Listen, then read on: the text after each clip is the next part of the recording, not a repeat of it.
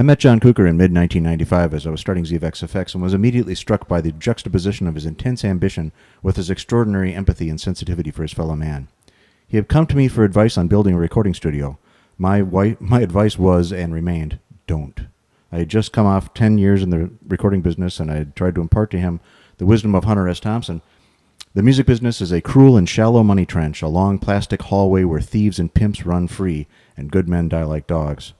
There's also a negative side.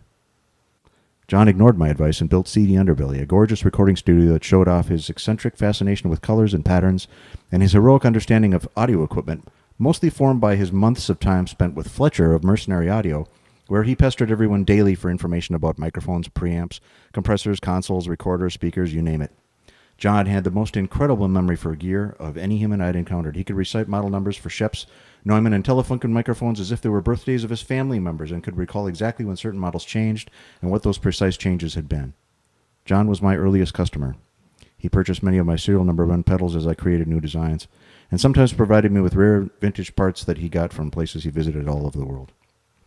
Over a 20-year period, John opened additional studios in New York and LA and attracted some incredible stars that kept coming back because he was a true blue kind of guy who would do anything to keep from letting you down. He'd bend over backwards until he snapped, flying across the country to bring a piece of gear or fix something for a session. Ultimately, he rebuilt Pachyderm Studio in southeastern Minnesota into something fantastically and beautifully mad. His swan song, perhaps, for, in fact, during that project, he drove his car off a cliff and into a frozen pond and walked away only partially scathed. Beverages may have been involved. John went through life pell-mell with reckless abandon, and although that may sound like a cliché, it's the absolute truth, but that's a story for another day.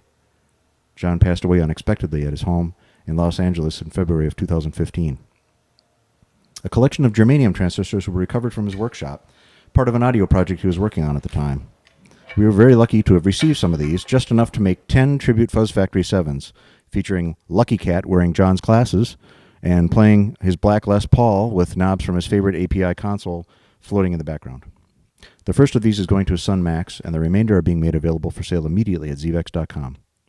John was an incomparably wonderful guy, and we're happy to have the opportunity to make just a tiny piece of his life available for your rocking pleasure. Thank you.